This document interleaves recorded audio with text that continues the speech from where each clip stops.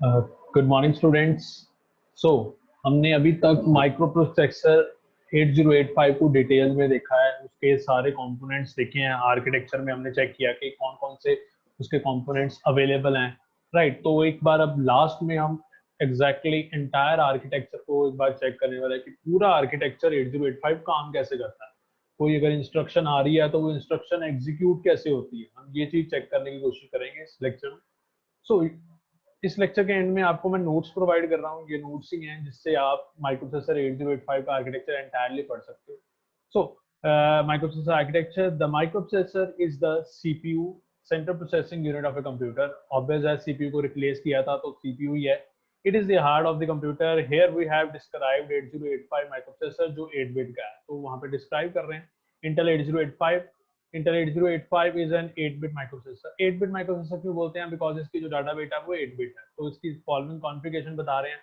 Microprocessor 8085 में 40 pins होती हैं। ये एक आईसी है जिसके अंदर 40 पिंस हैं, राइट। तो एक क्वेश्चन बनता है how many pins are there in 8085, तो हमारा आंसर आएगा 40 पिंस।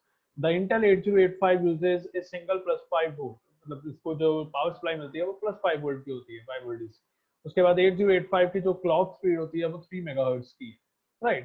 तो पावर सप्लाई +5 वोल्ट होगी, इसकी क्लॉक स्पीड 3 मेगाहर्ट्ज होगी।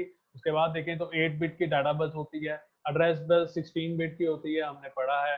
स्टैक पॉइंटर 16 बिट का होता है, प्रोग्राम काउंटर 16 बिट का होता है, राइट। तो ये बेसिक सिनेरियो जो फिल इन द ब्लैंक्स के फॉर्म में पूछे जाएंगे वो सारे मैंने यहाँ पर आपको मेंशन कर दिए, राइट। तो आगे बताया है Intel 8085 is used in mobile phone, microwave oven, जो एप्लीकेशन हमने पहले पढ़ी थी वहां वहां यूज होता है। तो अब जो एग्जैक्टली ब्लॉक डायग्राम है या आर्किटेक्चर है माइक्रोप्रोसेसर का वो कुछ इस तरीके से है, राइट। तो ये काम कैसे करता है, इसके अभी हमने अलग अलग सेक्शंस करके एक एक सेक्शंस को हमने चेकआउट किया है, समझा है क्या है। अब ये काम कैसे करता है, सी सबसे पहले क्या होता है हमारे पास जो भी इंस्ट्रक्शन एग्जीक्यूट होनी है।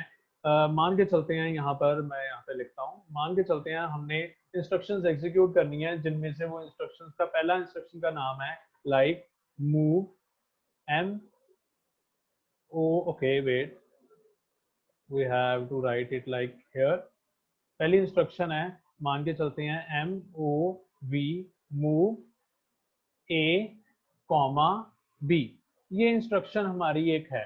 तो इंस्ट्रक्शन जो एग्जीक्यूट होनी होती है वो कहाँ पे पड़ी होती है? वो इंस्ट्रक्शन पड़ी होती है हमारे प्रोग्राम काउंटर में, राइट। तो मतलब प्रोग्राम काउंटर के बाद इंस्ट्रक्शन है, राइट। तो प्रोग्राम काउंटर ने क्या किया? प्रोग्राम काउंटर ने वो इंस्ट्रक्शन को एड्रेस बफर के पास पहुंचा दिया। क्यों? क्योंकि वो इंस्ट्रक्शन किसी एड्रेस में पड़ी होगी, राइट। तो वो एड्रेस जो है वो एड्रेस बफर को आधा एड्रेस इधर और आधा एड्रेस इधर स्टोर करा दिया उसने, राइट। तो मतलब प्रोग्राम काउंटर ने पास कर दिया। उसके बाद प्रोग्राम काउंटर ने क्या कर दिया? अपने आप को इंक्रीमेंट कर दिया, वो नेक्स्ट इंस्ट्रक्शन की तरफ चला गया, राइट। अब उस प्रोग्राम काउंटर के पास नेक्स्ट इंस्ट्रक्शन का एड्रेस आ गया, जो प्रोग्राम काउंटर के पास इंस्ट्रक्शन का एड्रेस था उसने एड्रेस बफर को पास कर दिया। अब ध्यान से देखो, ये एड्रेस बफर जो है ये कनेक्टेड है यहाँ से ऊपर, राइट। मतलब वो हमारा जो ऊपर डाटा बस है उसके साथ कनेक्टेड है एड्रेस बफर। ये जो एक सिंगल नीचे को बनी हुई है ये डबल होती है, ये ऐसे होगी, राइट। तो मतलब अब यहाँ पर क्या होगा, ये जो एड्रेस है यहाँ से एड्रेस गया ऊपर, हमारे जो एड्रेस था उस एड्रेस से यहाँ पे बेसिकली इस एड्रेस से हमने वो फेच कर लिया, क्या है हमारे पास इंस्ट्रक्शन, जो भी इंस्ट्रक्शन आई वो यहाँ से इंस्ट्रक्शन जो है पास हो रही है। कहाँ पास हो रही है? ऊपर पास हो रही है। ऊपर ये क्या है? एक बस है, राइट। मतलब कि नीचे यहाँ पर मान के चलते हैं, यहाँ पर कहीं पे हमारी एक बाहर की एक्सटर्नल मेमोरी है जहाँ पर एक पर्टिकुलर एड्रेस पे ये इंस्ट्रक्शन पड़ी थी। तो एड्रेस पर फिर यहाँ से जो एड्रेस गया, यहाँ से उसने क्या किया, इस लोकेशन पे गया और वहां से वो इंस्ट्रक्शन से उसने जो भी उसमें पढ़ा था मूव ए कोमा बी वो ले आया, राइट। तो मूव ए कोमा बी वापस चला गया इस बस। तो बस के ट्रांसफर होते हुए वो इंस्ट्रक्शन रजिस्टर में जाकर move A comma B store हो गया, क्योंकि इंस्ट्रक्शन है, इंस्ट्रक्शन को कहीं स्टोर तो करना है, वो उस इंस्ट्रक्शन को स्टोर कर दिया हमने वो वाले रजिस्टर में, राइट। तो रजिस्टर में स्टोर होने के बाद वो नीचे गया, किसमें गया? डिकोडर में। अब ये मूव ए कॉमा बी तो कंप्यूटर के पास जाएगा नहीं, कंप्यूटर के पास जाएगा कैसे जाएगा? ये कन्वर्ट होके किसमें? 0 एंड 1 की फॉर्म में। तो ये डिकोडर क्या करेगा? डिकोडर उसको कन्वर्ट कर देगा, राइट। डिकोडर ने कन्वर्ट किया, कन्वर्ट करने के बाद डिकोडर को जो पता लगा उसने वो कंटिन्यू करके टाइमिंग एंड कंट्रोल यूनिट को पास कर दिया। अब टाइमिंग एंड कंट्रोल यूनिट को सब कुछ पता लग गया कि क्या करना है।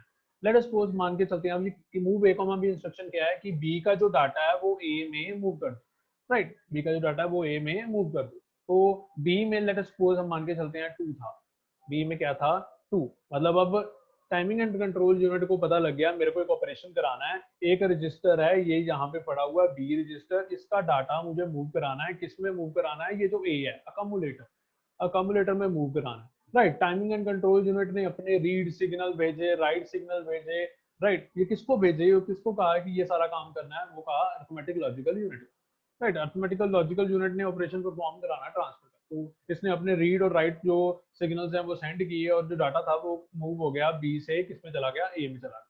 उसके बाद क्या होगा, मतलब एक इंस्ट्रक्शन जो है वो एग्जीक्यूट होती है, राइट। तो एग्जीक्यूट होने के बाद जो नेक्स्ट इंस्ट्रक्शन थी लेट अस सपोज वो थी ऐड, नेक्स्ट इंस्ट्रक्शन थी ऐड सी। इसका मतलब होता है कि जो सी का डाटा है वो ए में ऐड कर दो, फिर ए में सेव कर दो, राइट। ये इंस्ट्रक्शंस फ्यूचर में पढ़ेंगे बट अभी हम समझ रहे हैं, राइट। तो फिर अब नेक्स्ट इंस्ट्रक्शन, फिर यहाँ पे गया सी का जो डाटा था, सी का डाटा जो था वो बेसिकली फैच हुआ, सी का डाटा फैच होने के बाद किधर सेव हुआ, सी का डाटा फैच होने के बाद इस टेम्परेरी रजिस्टर में सेव हो गया। अब सी का डाटा अकम्युलेटर में सेव क्यों नहीं हुआ, सी का डाटा अकम्युलेटर में इसलिए नहीं सेव हुआ क्योंकि अकम्युलेटर में तो पहले से बी की वैल्यू है जो थी 2, बी में था 2 और मान के चलते हैं सी में 3 है, हमारे पास दो वेरिएबल थे, एक था बी जो रजिस्टर उसमें था 2, जो वेरिएबल था रजिस्टर था सी उसमें लेट अस सपोज मान लेते हैं 3, राइट। तो अब जो 3 था वो मूव कर दिया गया इस टेम्परेरी रजिस्टर। अगर आप अभी थोड़ा सा कंफ्यूज हो कि ये रजिस्टर से डाटा वो उधर कैसे जा रहा है, तो ये देखिए एक बस बनी हुई है, ये डाटा ट्रांसफर दोनों साइड से हो रहा है, ये ट्रांसफर यहाँ से वो इस तरीके से इधर टेम्परेरी रजिस्टर में आ रहा है, अकम्युलेटर से वापस जा रहा है, सो ऑन परफॉर्मर, राइट। तो मतलब अब क्या हुआ, जो टेम्परेरी रजिस्टर है उसके पास 3 आ गया, अब बी अकम्युलेटर के पास 2 था, तो अब जो ऑपरेशन परफॉर्म करना है वो अरिथमेटिक लॉजिकल यूनिट परफॉर्म करेगा, कौन सा ऑपरेशन, ऐड करने का, इसका डाटा इसके साथ प्लस कर दे, मतलब इन दोनों को प्लस किया 2 + 3 वो जो बना 5 बना, और 5 को किसमें स्टोर करा दिया, अकम्युलेटर में स्टोर करा दिया। अब 5 में हमारा क्या है, अकम्युलेटर में हमारा क्या है, आंसर है जो था हमारा 5। अब ये 5 को ट्रांसफर करना है आउटपुट के लिए, तो वो इधर से अकम्युलेटर से ऊपर आएगा बस में, बस के गया ऊपर गया, हम चेक कर सकते हैं यहाँ पर हमारे पास serial input and output device connected है, और यहाँ पर वो दो ही सिग्नल लगे हुए हैं, यहाँ से वो मूव कर जाएगा ऊपर, और हमारा जो आउटपुट है वो आउटपुट डाटा पे यहाँ पर शो हो जाएगा 5।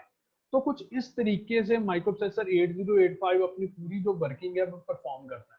तो हमारा जो वर्किंग का कंसेप्ट था कहाँ से शुरू हो रहा था, प्रोग्राम काउंटर से शुरू हो रहा था। प्रोग्राम काउंटर के पास जो नेक्स्ट इंस्ट्रक्शन एग्जीक्यूट होनी है उसका एड्रेस है, वो जो एड्रेस है वो पास ऑन हुआ आगे, राइट। जो एड्रेस डाटा एड्रेस बफर को पास ऑन किया, और एड्रेस बफर ने वहां से इंस्ट्रक्शन को फैच किया, जो उसमें लिखा हुआ था वो लेके आया डाटा बफर में, डाटा बफर ने वो ट्रांसफर कर दिया मेन बस लाइन को, बस लाइन से वो ट्रांसफर होकर कहाँ गया, इंस्ट्रक्शन रजिस्टर के पास गया, इंस्ट्रक्शन रजिस्टर ने आगे ट्रांसफर किया इंस्ट्रक्शन डिकोडर और रिकॉर्डर को, इंस्ट्रक्शन डिकोडर ने उसको डिकोड करके टाइमिंग एंड कंट्रोल सिग्नल को जो बता सिग्नल देने थे उसने बता दिया कि ये चीजें करनी है, और टाइमिंग एंड कंट्रोल यूनिट ने अपने जितने भी सिग्नल हैं उन सभी सिग्नल्स की हेल्प से जो ऑपरेशन परफॉर्म कराने थे वो ऑपरेशन परफॉर्म कराने स्टार्ट कर दिए, राइट। जैसे ही प्रोग्राम काउंटर से एड्रेस बफर की तरफ डाटा जाता है, प्रोग्राम काउंटर जो नेक्स्ट है इंक्रीमेंट डिक्रीमेंट लैच वो क्या कर देता है, जो प्रोग्राम काउंटर की वैल्यू है उसको इंक्रीज कर देती है, जो वो नेक्स्ट इंस्ट्रक्शन पे पहुंच जाता है।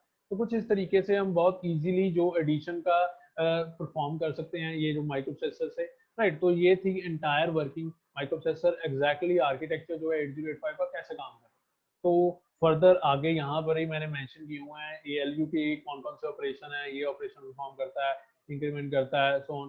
टाइमिंग एंड कंट्रोल यूनिट क्या क्या करता है ये यहाँ पर उसकी डिटेल्स होगी। रजिस्टर्स के बारे में आ गया, रजिस्टर्स क्या हैं, रजिस्टर्स अकम्युलेटर हैं, जनरल पर्पस है, पॉइंटर है, स्टैक पॉइंटर है, instruction register, temporary register, flag register, flag को हमने डिटेल में पढ़ा था, यहाँ पे फ्लैग डिटेल में नहीं है, राइट। तो वो फिर प्रेजेंटेशन जो है उससे आपने चेकआउट कर लेना। उसके बाद हमारे पास आती है डाटा एंड एड्रेस बस के बारे में आ जाता है। तो ये था एंटायर नोट्स जो हमारे आर्किटेक्चर 8085 के हैं। अब आपने क्या करना है, आपने एक असाइनमेंट तैयार करनी है, आर्किटेक्चर 8085 को अपनी कॉपी में लिखना है, राइट। तो उसको लिखने के बाद अपनी फोटो क्लिक करके मेरे को प्रोवाइड करना है। तो यही था हमारा बेसिक सिनेरियो जो आज हमने डिस्कस करना है। अगर किसी को कोई डाउट होगा तो हम इसको एक बार चेक कर लेंगे। अब ये आर्किटेक्चर का 8085 का आर्किटेक्चर जो है वो एंटायरली हमने कंप्लीट कर लिया। तो इसमें आपको किस तरह का कोई भी डाउट लगता है तो आप डिस्कस कर सकते हो, हम उसको क्लियर करेंगे, फिर ही हम अपने नेक्स्ट टॉपिक में मूव करेंगे। So that was enough. Thank you, class.